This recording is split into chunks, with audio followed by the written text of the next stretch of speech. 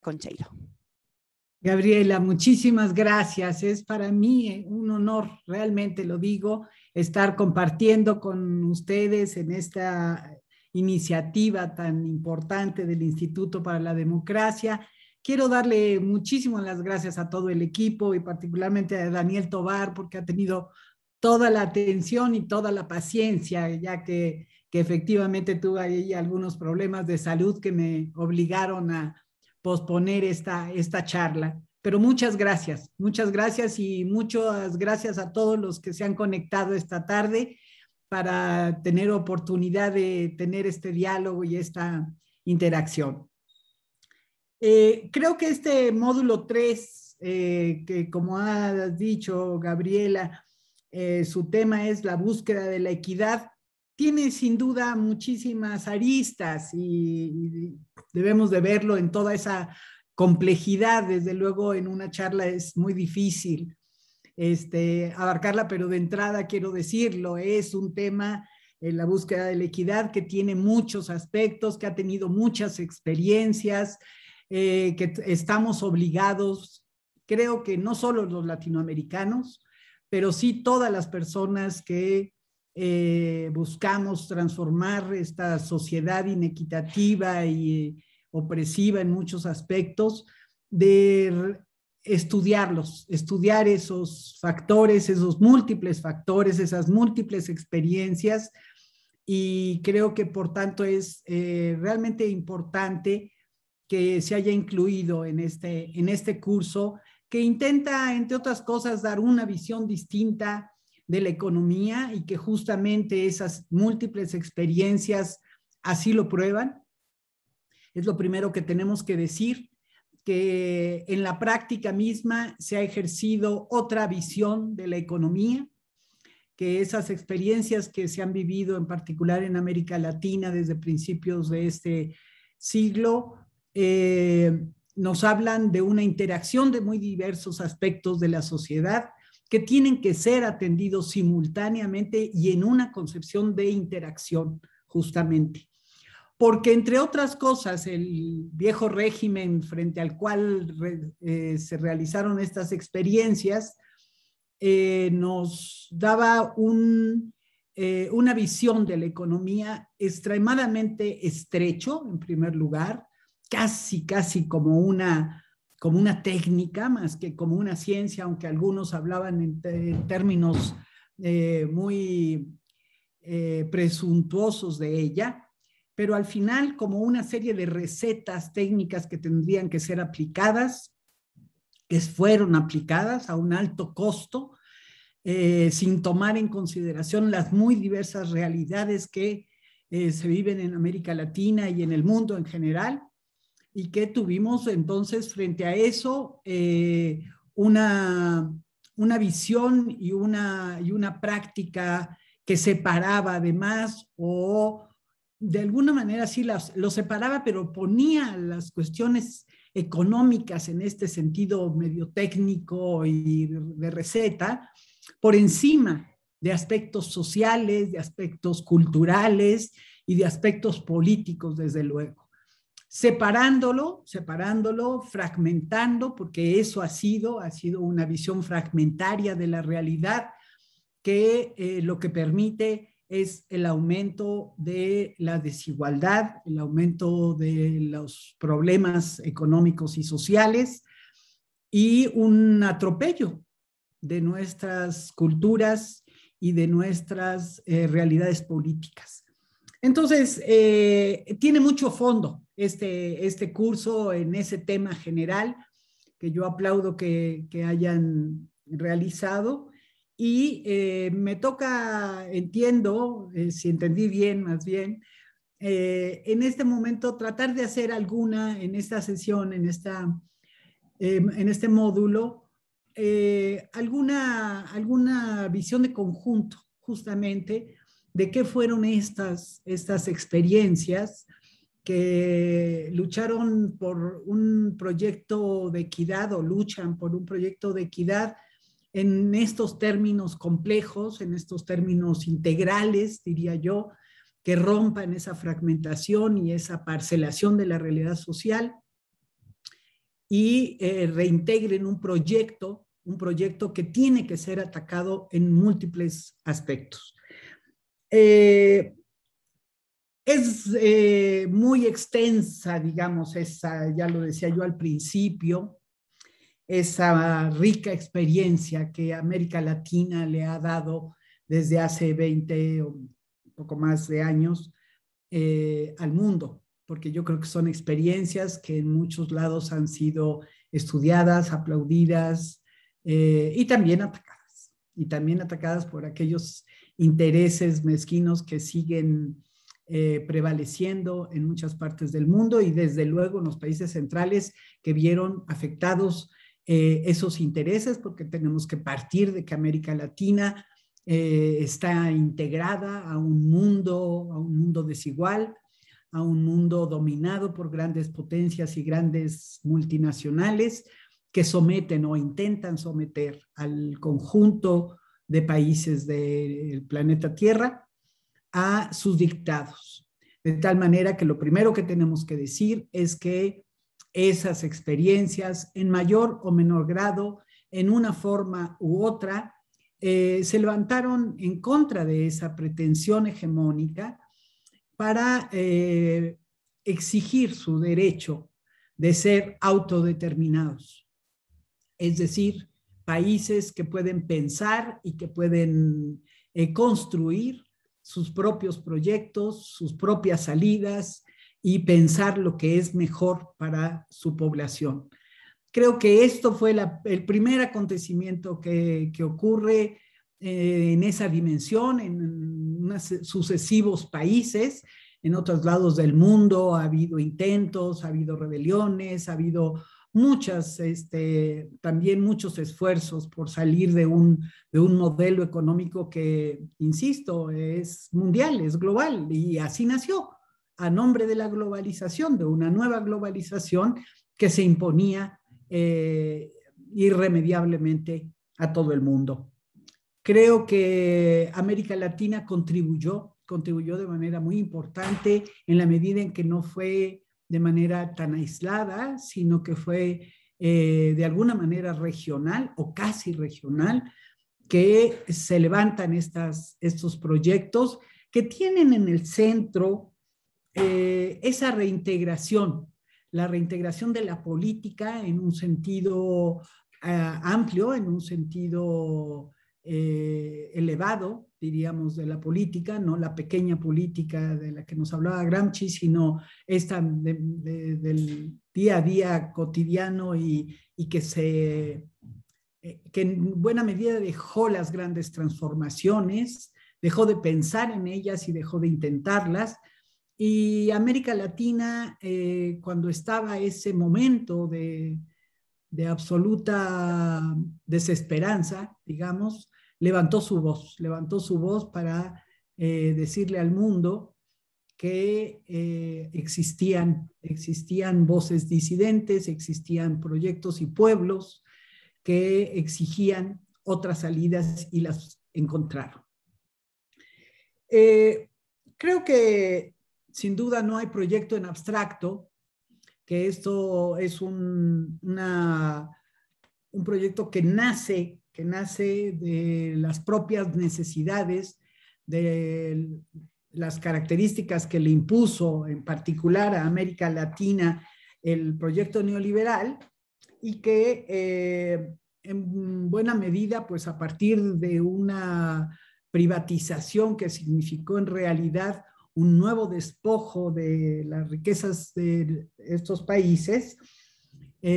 a partir, además, como sabemos, de una bandera de achicamiento del Estado, que lo usaron todo lo que pudieron para esas privatizaciones, para imponer esos proyectos, para imponer las limitaciones salariales, la eliminación de aranceles, la desregulación y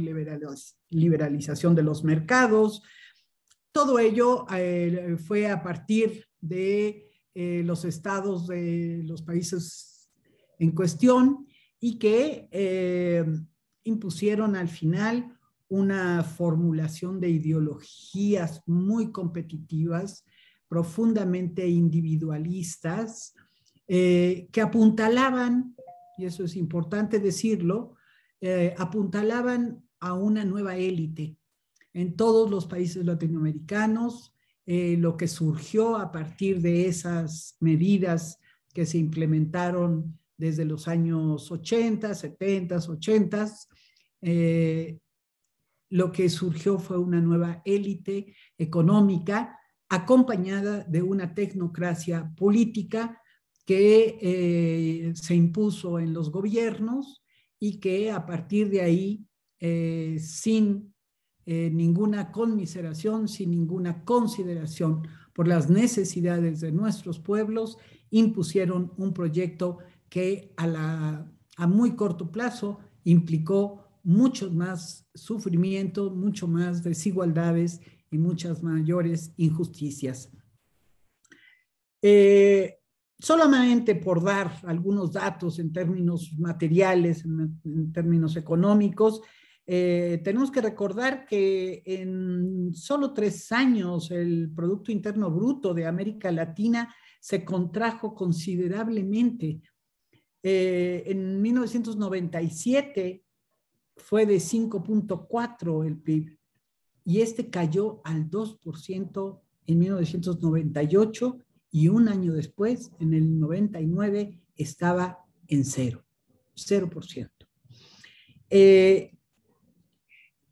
Aquí tenemos que recordar, sin duda alguna, las crisis profundas en las que entraron algunos países. El caso más significativo, desde luego, fue el de Argentina en el 2001, pero no fue el único. Todos los países, ya México había vivido en el 1995 el llamado error de diciembre o el efecto tequila, que implicó una crisis muy profunda que afectó a México, y el conjunto de países entraron en un nivel de pobreza y de falta de capacidad adquisitiva insultantes. Por ejemplo, Bolivia, que en el año 2003 tenía el 63.1% de su población en condición de pobreza y el 34.5% en condición de pobreza extrema. Esto estamos hablando en 2003, poquito antes del cambio que hubo en este país. Esas condiciones desde luego rápidamente gestaron un sentido de resistencia y de activa lucha popular que se expresó de muy diversas maneras, algunas que venían de atrás, y otras que se plantaron frente a los procesos de privatización de manera muy enérgica, como fue el caso también de Bolivia, en Venezuela, en otros países de América Latina, en donde las manifestaciones populares, la rebelión popular salió en defensa de los recursos naturales, de los recursos indispensables de nuestros países. En esto, hay que decirlo, jugaron en muchos lugares un papel muy importante las rebeliones indígenas que reivindicaron, que levantaron los derechos de esos pueblos, desde luego, pero no solo, sino un proyecto antineoliberal de una gran dimensión. Hay que recordar aquí el movimiento de 1994 de los zapatistas en el estado de Chiapas, en México, pero las grandes manifestaciones indígenas de Ecuador, de Paraguay, de Bolivia, son todos ellos manifestación de un sector que fue particularmente afectado y particularmente sensible ante el proyecto neoliberal y que levantaron sus voces de muy distintas maneras. Eso es muy interesante porque no solo reivindicaron sus derechos, sino salieron a la defensa de los recursos naturales de todo el país y contra las políticas pues de hambruna que desataron los proyectos neoliberales. Y esto fue acompañado de unas grandes demandas de derechos políticos, de reconocimiento de ese sector, que era o sigue siendo en muchos casos una tarea pendiente de nuestros países latinoamericanos. estas grandes movilizaciones con las que hay que empezar y recordar, porque le dan en cada lugar un sello distinto al combate contra las políticas neoliberales y también al alcance de las demandas, el tipo de proyectos levantados, tuvieron como resultado también la llegada de líderes populares, de líderes que habían encabezado o eran parte de esas movilizaciones de manera muy importante, dándole un carácter muy específico a toda esa transformación, un asunto que tenemos que estudiar más a fondo, porque fue de inicio un gran impulso y una gran consolidación de los proyectos, pero también después manifestaron sus dificultades, el tener líderes tan fuertes, tan reconocidos, y la dificultad que tienen los pueblos para después, digamos, tener una sucesión de otros líderes o de otros liderazgos. Pero esos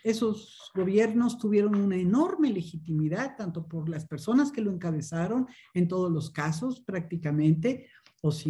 prácticamente en todos los casos, y también una gran legitimidad por su apoyo popular, por su apoyo en la sociedad. Fueron gobiernos que llegaron en forma democrática a través de procesos electorales que se refrendaron, lo que nunca se había hecho en nuestros países. Fueron gobiernos que se sometieron al refrendo popular, al refrendo del voto ciudadano, y lo hicieron con unas cifras que no se conocían en América Latina y en muchos partes del mundo. Hay que decir que fueron proyectos, por lo tanto, que contaron con una fuerza muy importante, porque las tareas a vencer y las condiciones en las que habían quedado estos países requerían de esa enorme fuerza que se manifestó en todos los casos. Hay algunos elementos comunes que hay que resaltar de de esas experiencias. Y sin duda uno de los primeros es esto que yo señalaba, de que se llega por una vía democrática y movilizada. Es decir, que no son proyectos que hayan surgido de ningún cabildeo, de ninguna fuente de poder externa, de ningún centro de poder económico externo, como venían siendo en nuestros países muchos de los proyectos y muchos de los candidatos, incluso que encabezaron los gobiernos neoliberales. Creo que eran gobiernos que expresaban esas multitudes, esas muy diversas fuerzas que confluyeron, y que en algunos casos exigieron transformaciones generales, como fue los casos constituyentes de varios de los países, Venezuela, Ecuador, Bolivia, que expresaron toda esta fuerza popular y estas demandas históricas incluso, es decir, que se convierten en grandes rebeliones ciudadanas, rebeliones pacíficas de transformación que van más allá de las demandas más inmediatas y al mismo tiempo que están condicionadas y siguen condicionados por unos poderes económicos mundiales. Es esa contradicción la que hay que entender en estos procesos, esa contradicción y esas posibilidades y límites con las que se desarrollaron los diversos proyectos latinoamericanos. Un segundo elemento que es desde luego destacable es el fortalecimiento del Estado. Todos esos proyectos requirieron, y además es natural cuando se viene de un proceso de movilización popular tan grande como ocurrió en muchos de esos países, que se establecieran proyectos y gobiernos que fortalecieron al Estado, además como una necesidad de lo que impulsarían como transformaciones. El Estado rápidamente comienza a jugar de nueva cuenta un papel muy destacado en digamos, en el impulso de un proyecto social popular, es decir, de un Estado que interviene en los procesos, que impulsa programas y políticas públicas que coadyuvan a ese fortalecimiento social, a la superación de las grandes deficiencias en las que quedaron las sociedades latinoamericanas, con una enorme población en pobreza extrema, como hemos señalado, que implicaba la urgente necesidad de que los estados participaran de una manera muy activa en sacar adelante a esas poblaciones, entre otras cosas, porque hubo procesos políticos también muy complejos, una reacción muy poco democrática de ciertos sectores privilegiados que en muchos también de los casos presentaron pues intentos de golpes que todos conocemos, el intento del secuestro de Chávez, el que sufrió Rafael Correa, también como una intentona. En fin, hasta los últimos que salieron, que se salieron con la suya, como fue el caso de Brasil y momentáneamente en Bolivia. Pero todo eso hace estados pues, que necesitan fortalecerse, que convocan a movilización, a la participación. Decía, son procesos que se sometieron a procesos de ratificación democrática, justo para poder vencer esas resistencias de los sectores privilegiados de nuestros países. En varios de ellos también se llevó en esta primera etapa a procesos de nacionalización, revirtiendo en realidad algunos de los graves procesos de privatización causantes de una muy desastrosa situación económica. Cuando se quitan esos grandes recursos o cuando se pone en manos privadas y para el interés privado los grandes recursos naturales de los que vivían o viven nuestros países, pues necesariamente había que tener una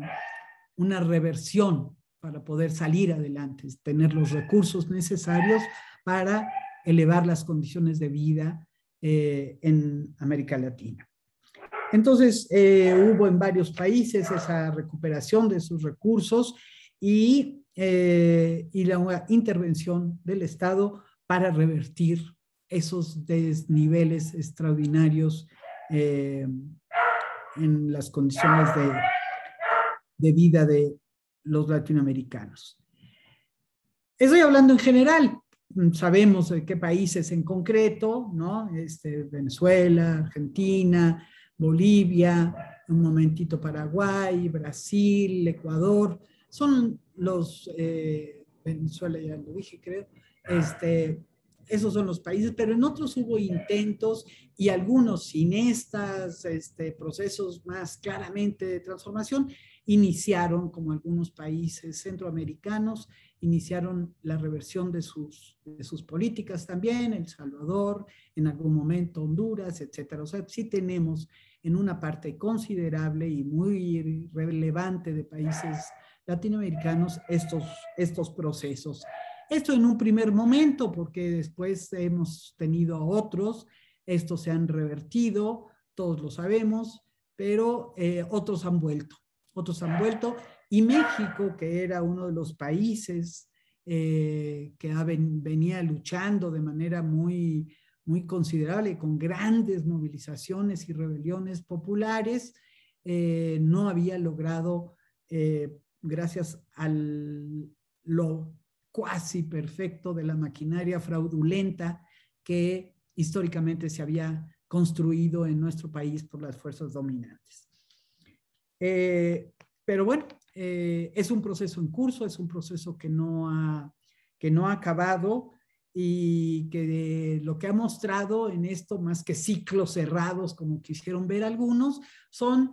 elementos que son contradictorios, momentos y como además están sometidos, como hemos dicho, y eso es una cosa que no es un dato más, el que sean proyectos surgidos de las urnas, gobiernos legítimos votados por la población, sino que es un dato también para tomar en cuenta sus ciclos también, sus muy diversos, subidas y bajadas en la medida en que están sometidos a eso, ratificación o rectificación del voto ciudadano. De tal manera que, bueno, además de las arbitrariedades cometidas o de los golpes dados, lo cierto es que también hay esta vitalidad en sus procesos, que pueden ser revertidos en cierto momento, pueden volver a tomar un nuevo impulso, pueden haber fallado en sus liderazgos de relevo, pueden haber tenido muchas características que creo que es muy importante tomar en cuenta para hacer una evaluación mucho más precisa, mucho más justa, que en este momento estoy hablando de las grandes pinceladas de estos procesos. Alguien quería hacer una pregunta, no sé si lo hacemos ahora, lo hacemos al final, no sé cuál es la dinámica.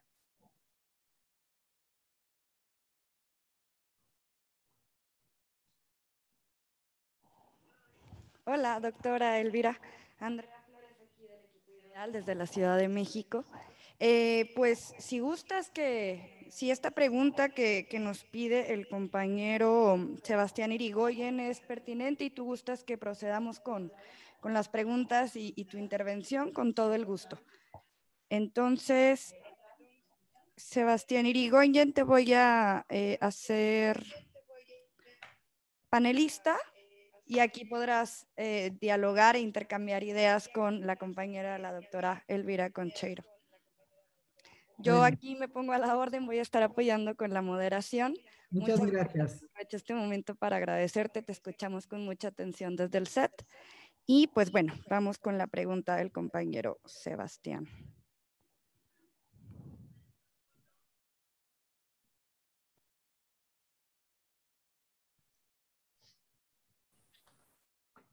Hola, ¿qué tal, doctora Concheiro? Qué gusto saludarle. Le mando un saludo desde Francia. Mucho Eh, gusto. Mucho gusto. Mi pregunta concretamente va dirigida sobre estas disputas que usted comienza a describir y en ese sentido, en el caso de México, como en el caso de los países latinoamericanos, el papel de la universidad pública ha sido un papel fundamental para continuar en estos procesos de lucha y de disputas, no solo en el ámbito de las ideas, sino también en la acción colectiva. Sin embargo, hemos visto que también el saqueo se ha producido no solo en la parte de la economía, cuando se pierde su parte de economía política, sino ahora en las universidades vemos que también hay una disposición, en las universidades públicas me refiero, a privatizar las acciones de emancipación y con esto quiero decir a que se han anquilosado las relaciones entre los objetos de estudio con las realidades concretas. ¿Cómo recuperar el sentido de la universidad pública como instrumento de emancipación y de transformación social? Y concretamente enunciaría el caso de la UNAM, en donde no ha estado exenta, digamos, de la crítica y que ha sido necesario incluso recuperar el pensamiento gramsciano que buscaba incluso evitar esas burocratizaciones y corporativizaciones que a veces sacan, digamos, de la trayectoria a los movimientos, digamos, de izquierda dentro de los procesos críticos, ¿no? En este sentido, concretamente, ¿cuál cree usted que sería este nuevo camino de la universidad pública, cómo recuperarla y cómo plantear estas nuevas rutas de la educación transformadora hacia la emancipación como gestora del bloque crítico y orgánico? Muchas gracias por atender mi pregunta. Muchas gracias, Sebastián. Bueno, es una pregunta muy rica y aquí me detengo, aunque no he concluido con mi exposición sobre México en particular y creo que me reservo la parte de la UNAM en concreto una vez que hable del proceso en México para entenderlo en toda su contextualización, que creo que es importante, pero sí que bueno que me lo mencionas, Sebastián, porque la verdad es que en todos nuestros países jugó un papel muy importante porque en efecto parte del proyecto neoliberal fue la captura de estos centros de pensamiento. No olvidemos que tiene el proyecto neoliberal, tiene como una de sus banderas positivas, digamos, ser sociedades del conocimiento, el impulso a toda esta nueva concepción de la educación y también para privatizarla. De manera que en América Latina hubo grandes movilizaciones, grandes movimientos estudiantiles. Quiero recordar aquí el de Chile, desde luego, y el de México, como dos polos en donde fueron grandes movilizaciones de esos sectores cuando nadie se movilizaba o muy pocos se movilizaban contra las políticas neoliberales. Los estudiantes fueron un factor importantísimo en la lucha contra la privatización de las universidades y en esa medida Chile con menos resultados bajo la dictadura pinochetista, pero en México se mantuvo la educación gratuita gracias a la lucha estudiantil, a grandes combates de los estudiantes que lograron preservar la gratuidad de la educación, demanda que siguen manteniendo los chilenos, que siguen manteniendo los estudiantes en muchos otros países de América Latina, donde por desgracia sí se logró la privatización. Creo que fueron uno de los factores, hablé del sector indígena, pero los jóvenes tomaron una conciencia antineoliberal y acompañaron muchos de los procesos, gracias también a ser factores en la, digamos, en la defensa de una educación popular, una educación pública. Y no fue fácil, no fue fácil. Estos procesos, como decía, en algunos lugares fracasaron abiertamente las luchas estudiantiles, en otros lograron ciertas cosas, pero los contenidos educativos fueron modificados en prácticamente todas nuestras universidades. Y en algunos de estos países que he mencionado, donde se levantan proyectos alternativos, pues comenzaron por el rescate de esas universidades, del contenido, del compromiso incluso, y no fue tampoco fácil. En muchos países como Venezuela, Bolivia misma, encontraron resistencia de sectores que habían sido ya elitizados,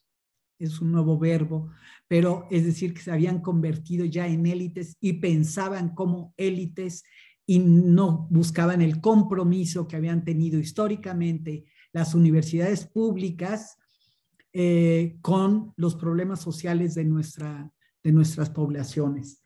Entonces, sí, es un tema complejo y muy rico. Muchas gracias, Salvador. Voy a abundar sobre el tema concreto que me preguntas de la UNAM y cómo recuperarlo, porque hay una experiencia ahora y ha sido un tema que desató una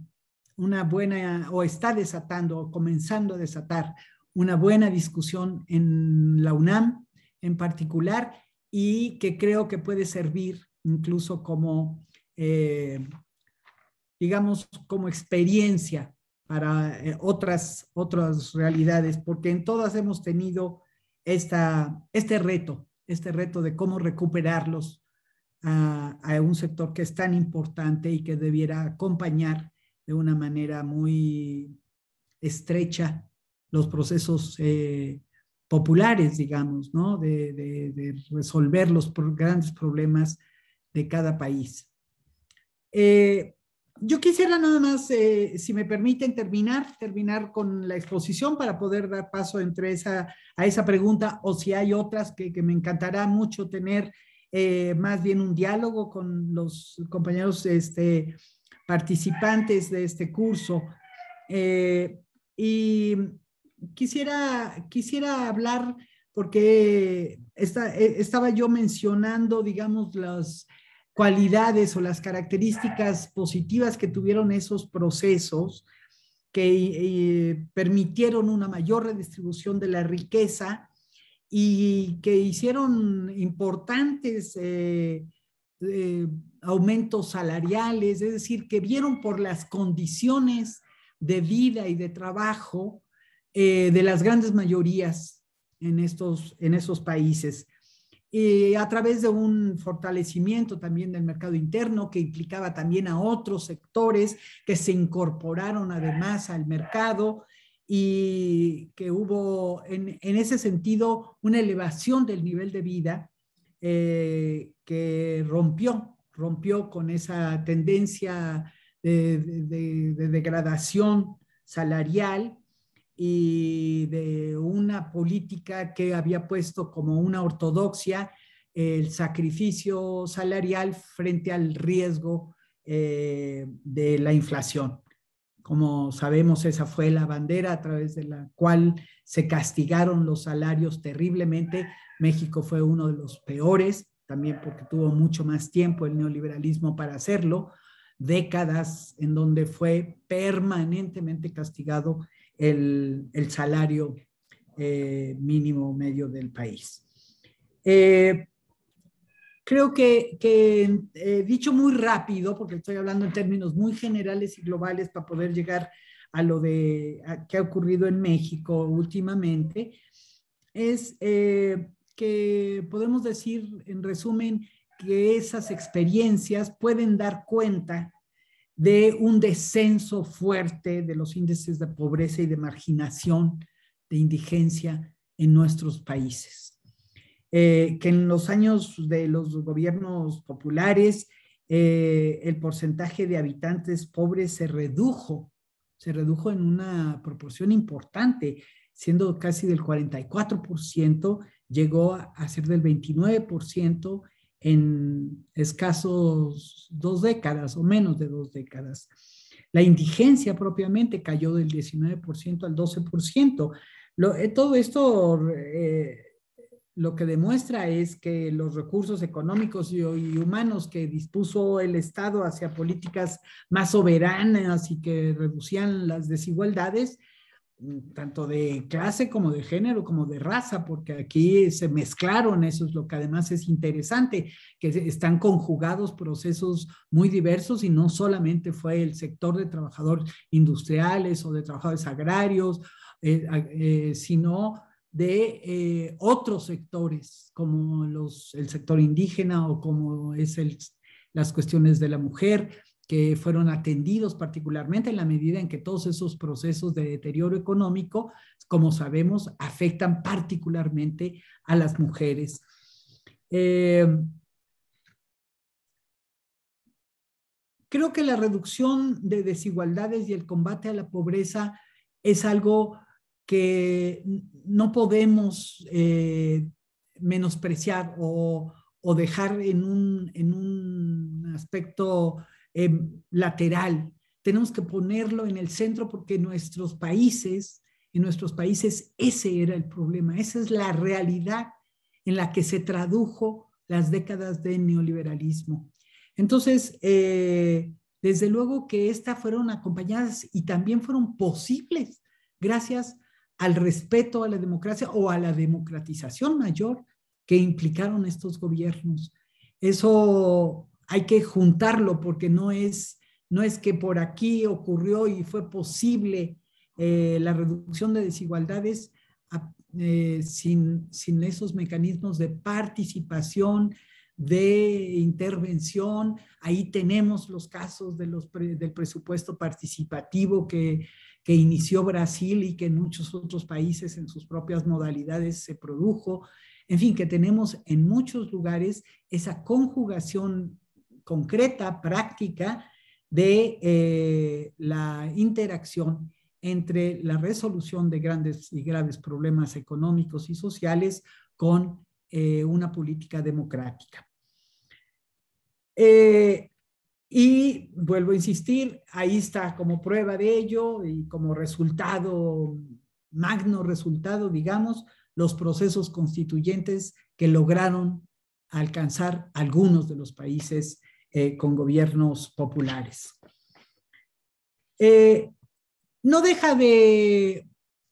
ser importante y de querer yo ahora solamente tocar uno de los aspectos antes de pasar al caso de México, porque además es un tema que está vigente,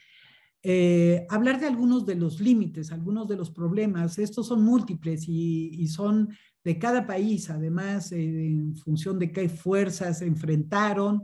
qué tradiciones políticas y qué consolidación democrática tenían algunos países frente a otros que no tenían ninguna consolidación democrática, como se demostró, o como se ha estado demostrando, con serias dificultades, que lograron revertir, así sea temporalmente, algunos de los alcances de esas políticas, no todas, por cierto. Ahí ha quedado y los pueblos están defendiendo y están regresando las fuerzas populares que defienden un proyecto antineoliberal. Pero uno de los grandes límites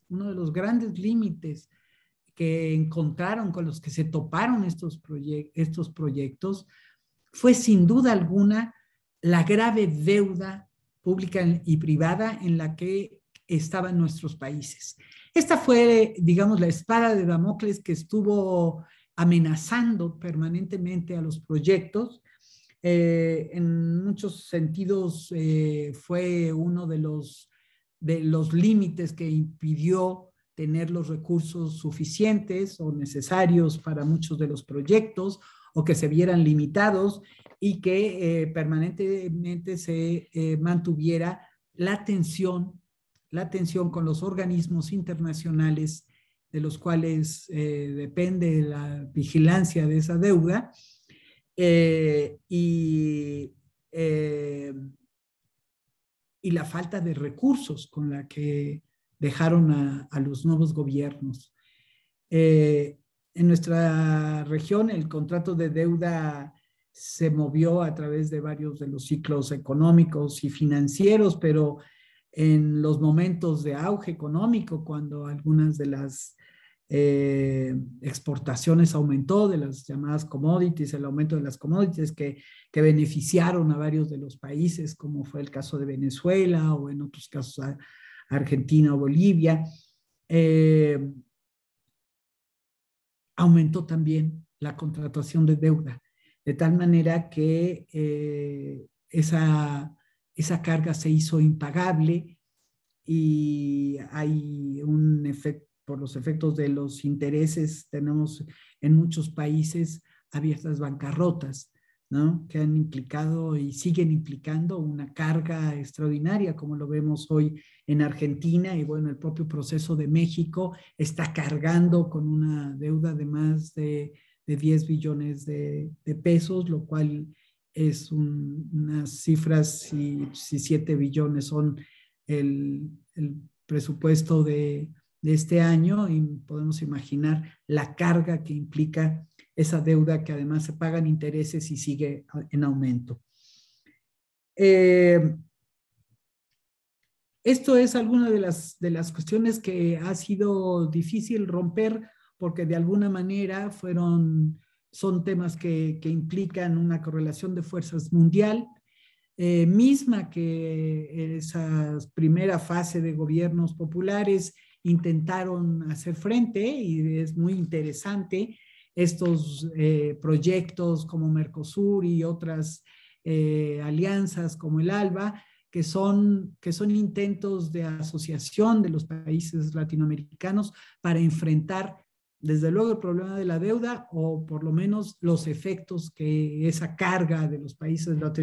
latinoamericanos implica para nuestros países, y tratar de reunir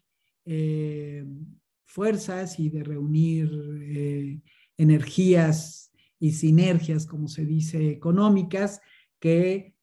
coadyuvaran en esas grandes necesidades. El tema, digamos, del contexto mundial, que nunca hay que olvidar, en el que se dieron o se dan estas experiencias populares en América Latina, Es un tema muy complejo, es un tema que implica una correlación que no se ha aquilatado suficientemente y que también caracteriza a las propias fuerzas que llegan a esos gobiernos. Digamos, esa correlación mundial no es solamente una correlación interna, sino el límite mundial en el cual se encuentra el mundo pues desde hace varias décadas, y que ahí está el caso de Grecia o de otros países, que nos habla de la enorme dificultad para abrir paso a una diferente relación con los grandes poderes económicos mundiales. Bueno, hay desde luego muchos otros aspectos, pero voy a pasar porque el tiempo se nos ha pasado muy rápido, y quisiera brevemente hablar sobre algunas de las cuestiones de México que no son muy diferentes por lo demás. Me permiten hablar un poco más en concreto de algunas de esas medidas. En primer lugar, hay que también partir de que México es un país que fue afectado de una manera extraordinaria por el neoliberalismo, así como decía de la afectación que tuvo toda América Latina con las políticas neoliberales. Los países, como es el caso de México, en el que dura prácticamente 4 décadas, esos proyectos ininterrumpidamente, que no se logra por el fraude electoral,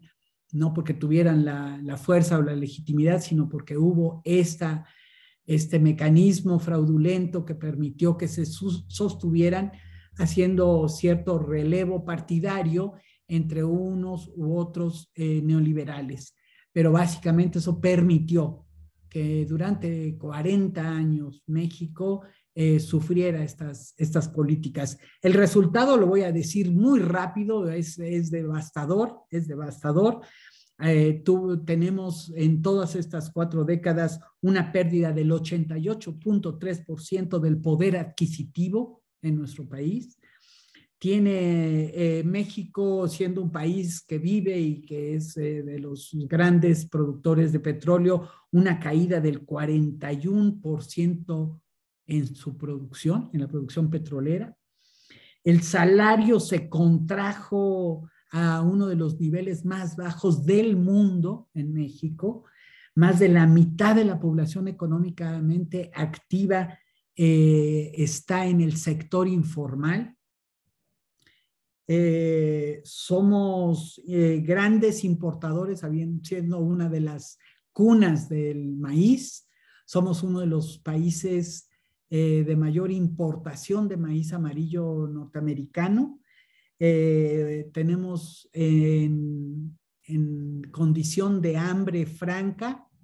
a 25 millones de mexicanos. En total son 120 millones de habitantes, 25 en situación de hambre o de desnutrición grave. Esto implica un país con una salud muy deteriorada que ha sido visible en estos años de pandemia. Somos también uno de los países, siendo productor de petróleo, como decía, somos de los mayores compradores de gasolina, porque se enajenaron nuestras condiciones de refinación, ya no se refinan, ahora este gobierno está revirtiendo eso. Seguimos, como decía, con 10.5 billones de pesos, a pesar de estar pagando enormes intereses e incluso deuda misma. Esta ha seguido creciendo. Y socialmente lo que tenemos, por desgracia, además de un país extraordinariamente dañado, uno de los países de mayor violencia en el mundo, con uno de los primeros lugares en criminalidad. Sabemos que están buena parte del territorio sometidos a la acción de grupos delincuenciales de narcotráfico. Tenemos un deterioro de la educación en términos generales escandalosa. Tenemos en estos años de neoliberalismo el 36.4% de los jóvenes entre 15 y 17 años fueron excluidos del sector educativo. Porque esto era parte de las políticas neoliberales, la restricción de la matrícula, la elitización de las universidades públicas, y fueron excluidos millones de jóvenes que, queriendo estudiar, participaban de los procesos de selección en las universidades y eran rechazados. Tenemos también un gravísimo problema en el saqueo de los recursos naturales. Las privatizaciones implicaron, entre otras cosas, que casi el 90% del territorio que es concesionable, que se hayan dado las concesiones para minería a cielo abierto, al fracking, a condiciones de una extracción acelerada y desmesurada, con graves afectaciones ecológicas. Esto es lo que dejó el neoliberalismo. Entonces no es difícil entender que a pesar de ese proceso de fraudes, se haya podido al final conformar una fuerza social de más de 30 millones de votantes que permitieron abrir paso a lo que se ha llamado la cuarta transformación en México. Cuarta transformación porque hace eco, se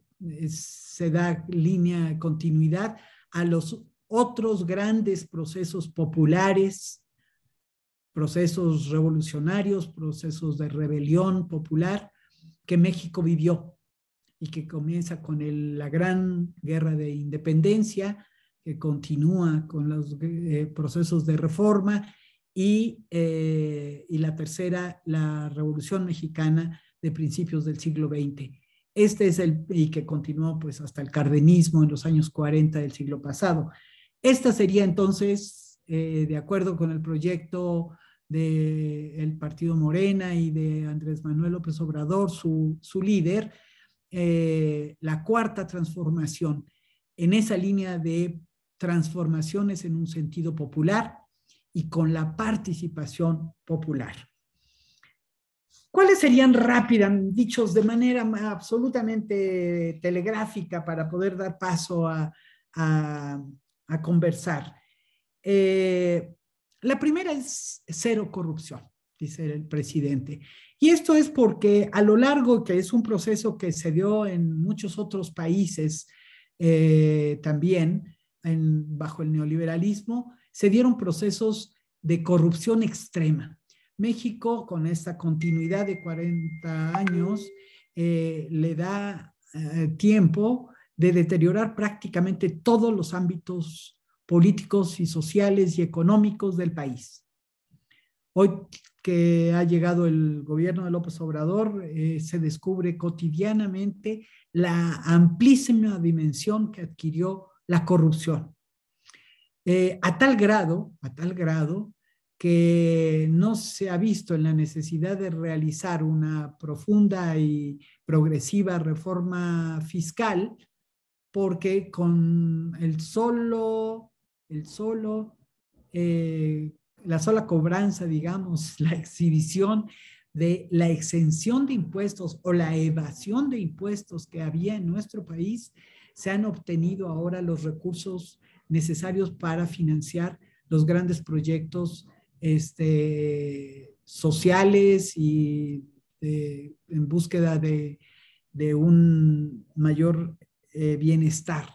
y bien ser de nuestro país. De tal manera que tenemos, bueno, junto a la cero corrupción, a un combate cotidiano y muy vehemente contra la corrupción, se tiene lo que se llama austeridad republicana. Aquí es increíble, muchos economistas con mucha flojera de analizar la realidad se han confundido, y como los neoliberales hablaban de austeridad, han considerado que es la prueba irrefutable de que el gobierno de López Obrador es más de lo mismo, tratando de desprestigiarlo y de desvirtuarlo, pero lo cierto es que si se asomaran un poquito a qué sentido, qué significado tiene la llamada austeridad republicana, es estrictamente una reducción del costo que tenía el gobierno, porque la elitización y la connivencia entre el sector privado y el sector público permitió que tuviéramos uno de los gobiernos más caros del mundo, en donde los salarios del presidente y de los funcionarios públicos no tenían parangón, muy lejos de lo que se gana, de lo que ganan el presidente de Estados Unidos, por decir algo, ganaba considerablemente más la presidencia en México, además del gasto que tenía, no solamente los salarios, sino el gasto que llegó a cosas insultantes, millones, millones y millones en ese costo de un gobierno que se consideraba a sí mismo parte de una élite dorada que tenía derecho a cualquier gasto y a cualquier abuso. De tal manera que la austeridad republicana ha implicado una lucha contra privilegios, empezando por las de los propios funcionarios, para convertirlos en servidores públicos. Hay aquí también un discurso ético muy importante de lo que es la cuarta transformación, que implica acabar con esos privilegios, empezando, como dice López Obrador, por los que están arriba.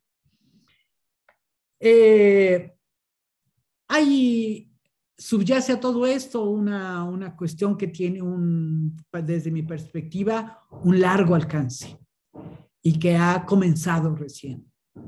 Es decir, que estamos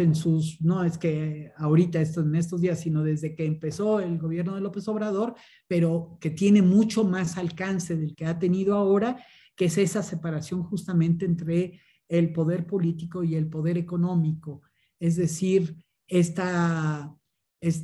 connivencia entre la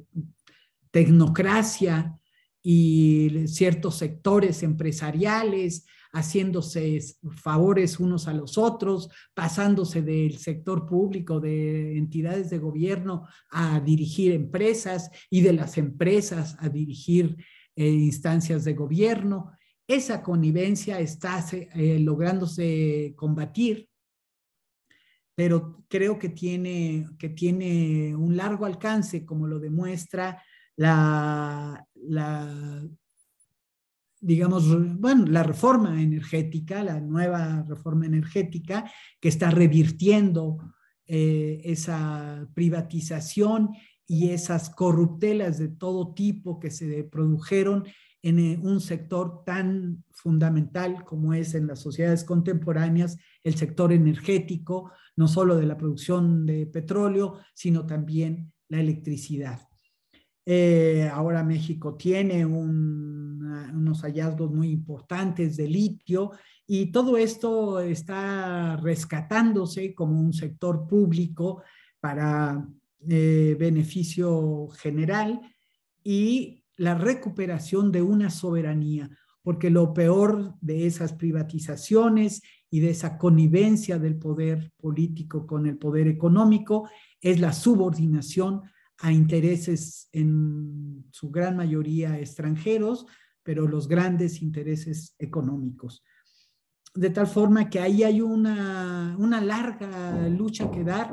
que ha iniciado el gobierno de López Obrador y que yo creo que es sobre lo que tenemos muchas experiencias en América Latina y también donde han estado justamente esos límites que marca pues el poderío de esos sectores privilegiados y de esos sectores extranjeros que sobre nuestros países actúan con una gran desmesura. Es común y todo esto es parte de un nuevo Estado que está promoviendo el bienestar, que busca la promoción del bienestar. La búsqueda de esto le da de nueva cuenta en un país como México una relevancia extraordinaria al sector público y a la reconstrucción de un Estado que quedó sumamente deteriorado, acosado incluso por sectores autónomos o organizaciones autónomas que se decían o que se dicen y que no permiten un funcionamiento, digamos, fluido de las tareas comunes que tiene a su cargo el Estado. Hay también aquí novedades en relación con un impulso, la idea